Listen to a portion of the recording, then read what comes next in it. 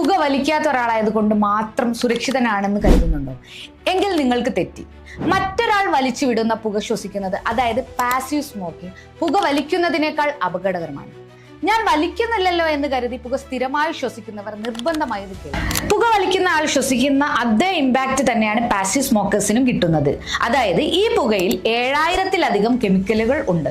അതിൽ 70 എണ്ണം ക്യാൻസറിന് കാരണമാക്കുന്നവയാണ്. ഇനി നിങ്ങളുടെ വീട്ടിൽ കുഞ്ഞുങ്ങൾ ഉണ്ടെങ്കിലോ പ്രത്യേകം ശ്രദ്ധിക്കുക. പാസീവ് സ്മോക്കിംഗ് കുട്ടികളിലെ ആസ്മ, ന്യൂമോണിയ, ബ്രോങ്കൈറ്റിസ് എന്നിവയ്ക്കും ഇയർ ഇൻഫെക്ഷനും കാരണമാക്കുന്നു. അവരുടെ ശ്വാസകോശത്തിന്റെ വളർച്ചയെ ഇത് സാരമായി ബാധിക്കും. പോലെ പുക വലിക്കാത്ത മുതിർന്നവരിൽ heart attack, stroke, lung cancer എന്നിവ വരാനുള്ള സാധ്യത 20 മുതൽ 30% വരെ വർദ്ധിക്കുന്നു.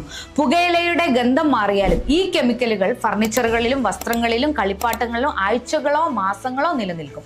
പുക വലിക്കാത്ത ഒരാൾ ഈ വസ്തുക്കളിൽ സ്പർശിക്കുമ്പോഴോ അല്ലെങ്കിൽ ആ മുറിയിൽ വായു ശ്വസിക്കുമ്പോഴോ ഈ വിഷാംശം അവരുടെ ശരീരത്തിൽ എത്തുന്നു. ഇതിനെയാണ് തേർഡ് ഹാൻഡ് സ്മോക്കിംഗ് എന്ന് പറയുന്നത്. ഇത് പ്രത്യേകിച്ചും കുട്ടികളെ വളരെ മോശമായി ബാധിക്കുന്ന ഒന്നാണ്. അപ്പൊ പുകവലിക്കുന്ന ബന്ധുക്കളോ സുഹൃത്തുക്കളോ നിങ്ങൾക്കുണ്ടെങ്കിൽ ഇപ്പൊ തന്നെ ഈ വീഡിയോ അവർക്ക് ഷെയർ ചെയ്ത് കൊടുത്തോളൂ.